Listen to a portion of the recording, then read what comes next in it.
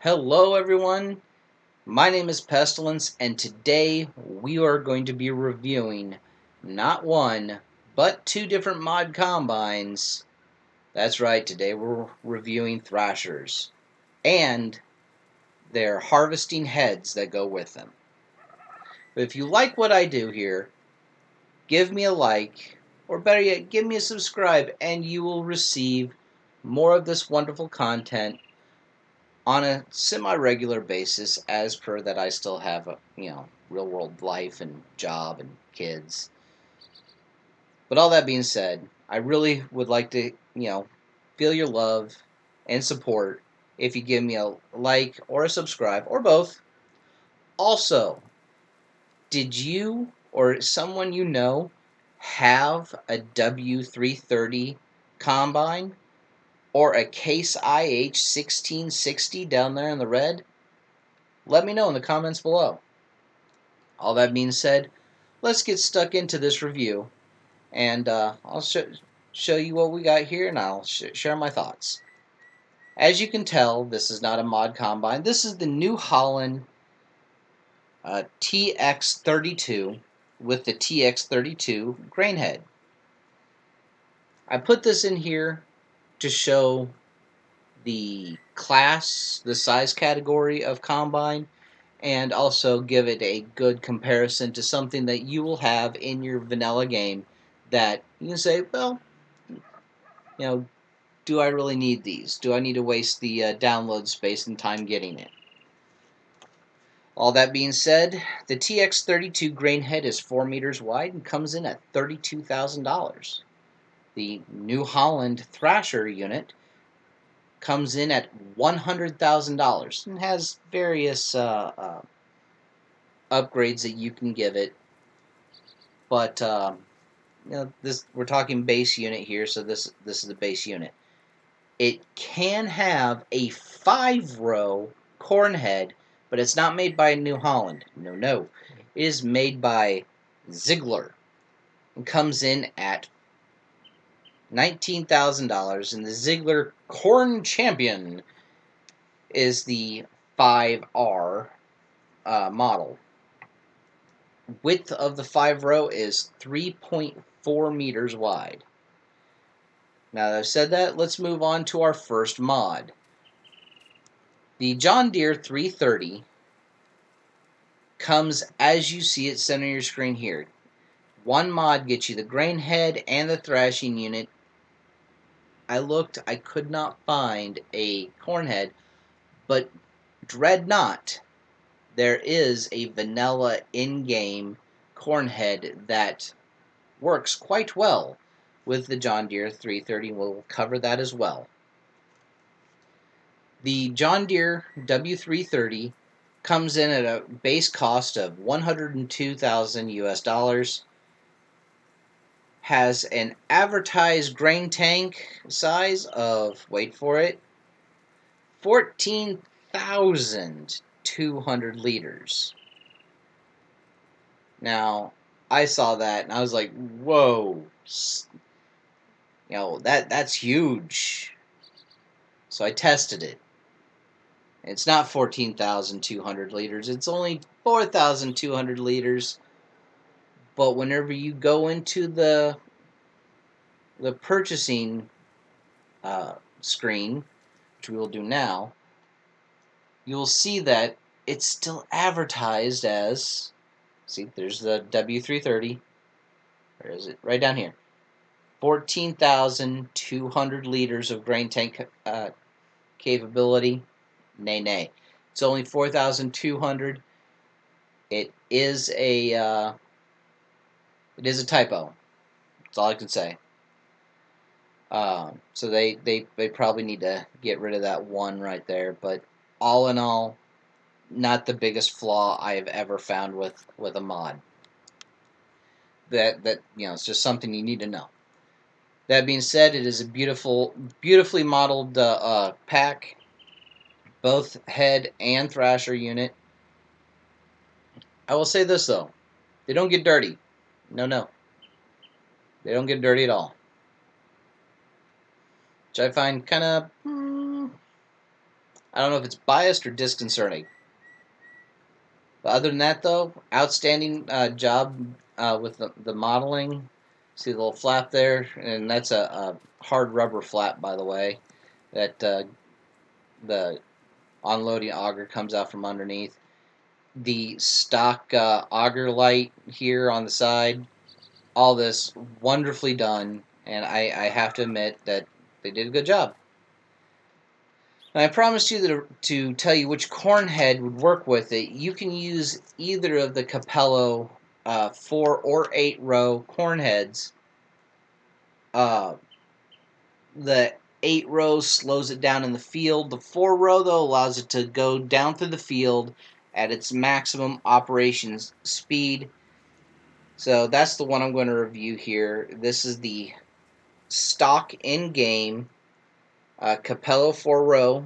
It's only 3 meters wide, but yeah, $17,000 to buy that particular header. So yeah, not too bad. Also, notice that I put the one option that you can get on this combine up here on top. That's the GPS information collecting hardware on top of the machine. It does nothing for you in game. So save your $1,500 and don't get it. Not only that, I think it just looks awful. That being said, again, the comparison to the New Holland. The New Holland's grain tank is 5,600 liters. The John Deere is 4,200 liters. It's not great, but it's also not bad. The New Holland's grain tank is 5,600 liters. Again, better. So, if you're wanting to keep your machine in the field and not have to babysit it so much, the New Holland is a better machine. Not only that, though, the base thrasher costs $2,000 less with bone stock, no mods, no options. Not that there's a lot of options for the John Deere anyway. Ironically, though, I did find that whenever you're buying the heads for the John Deere, they're cheaper. In fact, they're so much cheaper that if you were to buy the New Holland as seen with the grain head and the thrasher, and the John Deere as seen here with the grain head and thrasher, you're only going to be $1,000 difference in price. Ironically enough, it's going to be for the John Deere. Is going to have the $1,000 higher price tag, despite it having a smaller grain tank. It does have a, wait for it, 0.2 meter wider head, so it'll get the grain out of the field a little bit faster, but you're going to be making more stops at the trailer to offload. Now that I've covered the John Deere, we are off to the Case IH1660. Now, here's the thing. This particular machine is a little bit newer than the other two machines. So whenever you're calculating inflation, it's, comparable price, but if you're not calculating inflation, like Farm Simulator does not do, the 1660 is 45,000 US dollars more expensive. That being said, though, it is a bigger machine. Period. Has a bigger engine. Has no options when you go to buy it. But the heads have options. The grain head, however, does not, and the grain head is the 1030 14-foot wide grain head which translates into 4.3 meters, which is the largest of the 3 grain heads we've covered thus far. The thrashing unit, the combine itself, let's look at the grain head, or one with the grain head on it, so you can get a better look at it, is 145,000 US dollars. That's expensive. Well, as far as the 3 go.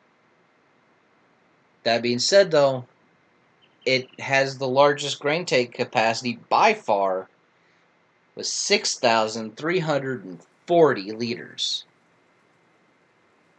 Come on, that's 2,140 liters more than the John Deere at the other end, and it's got a larger grain head on it. This can stay in the field longer, carry more, and offload more, all in the same.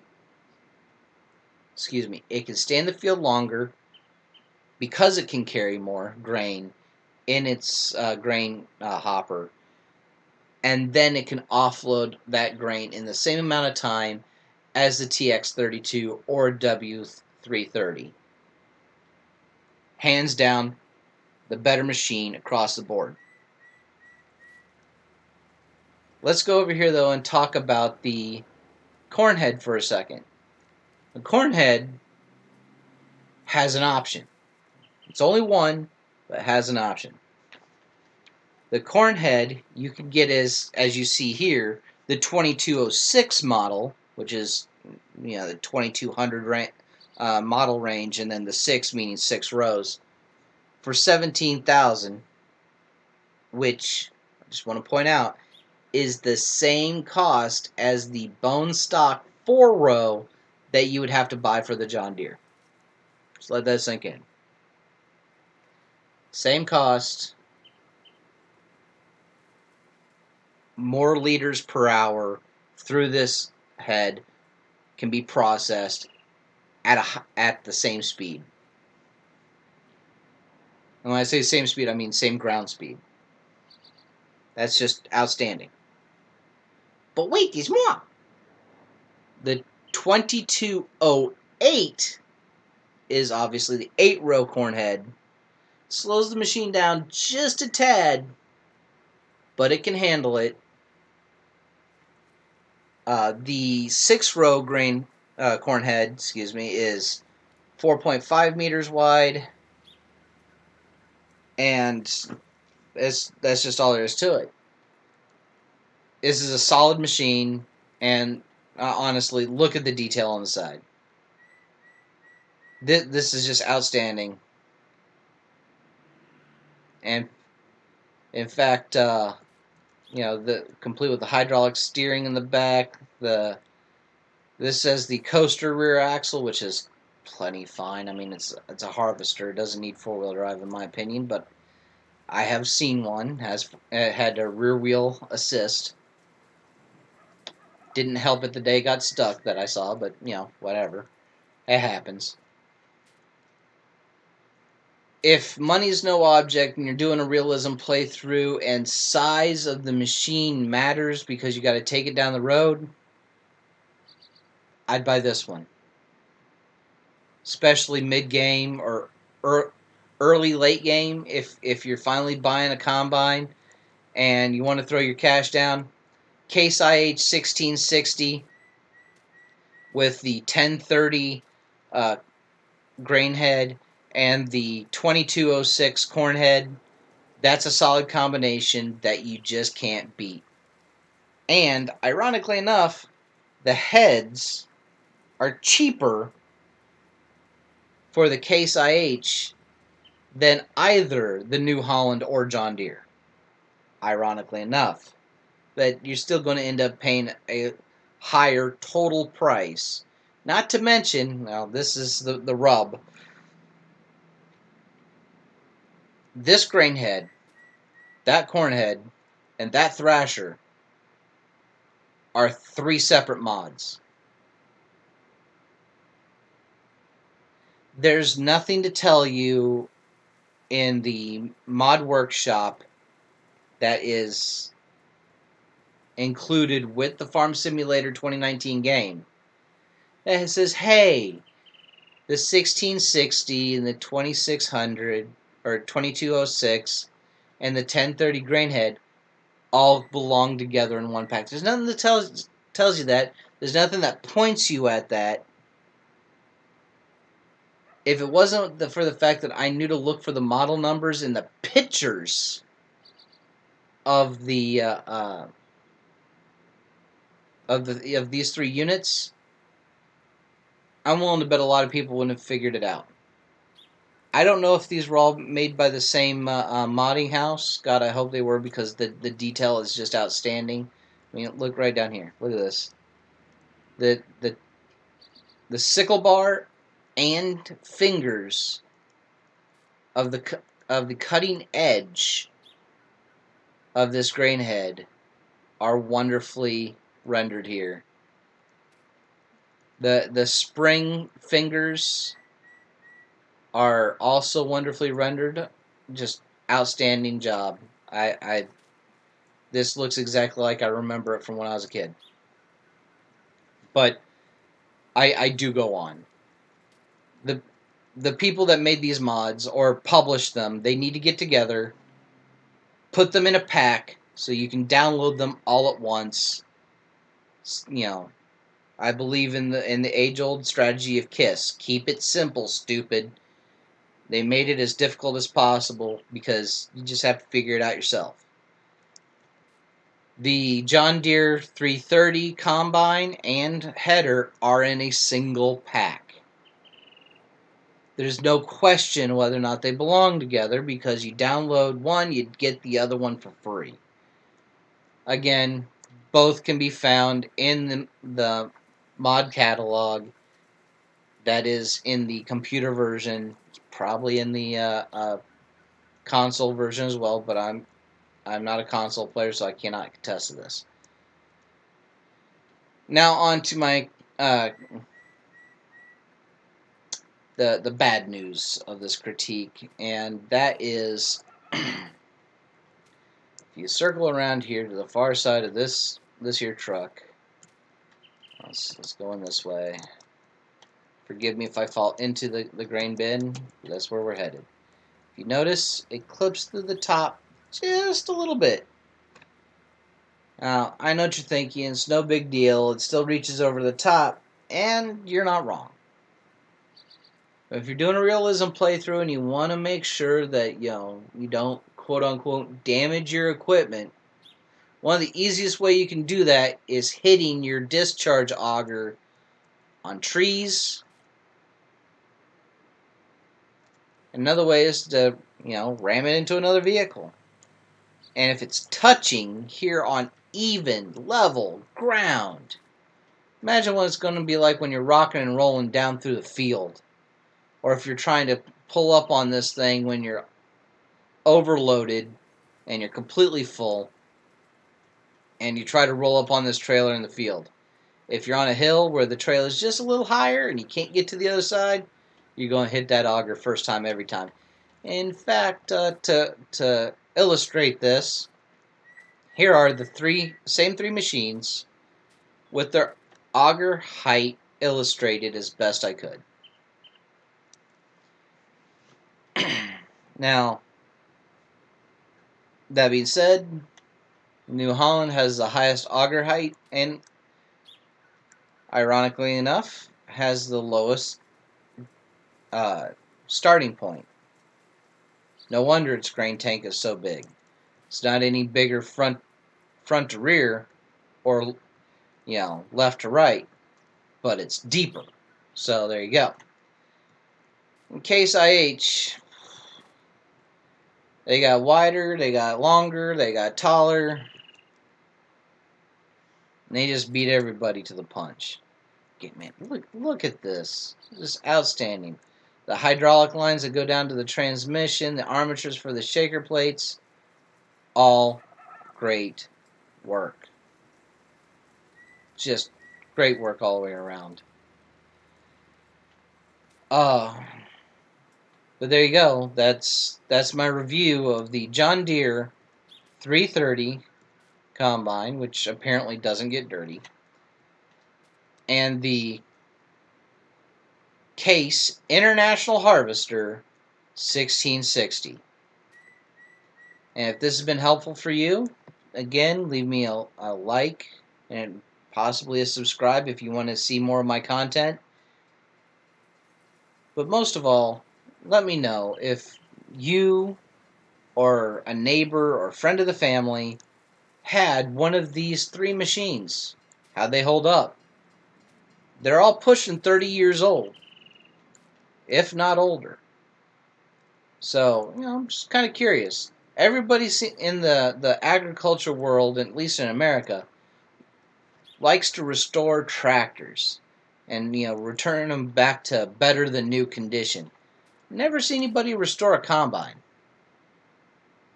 I don't know if they're just too big and ungainly that people don't want to restore them or what, but they're very much a vital part of the whole farm lifestyle, and you know without them, planting that crop is just pointless. So let me know. Tell me a story. Did you get stuck?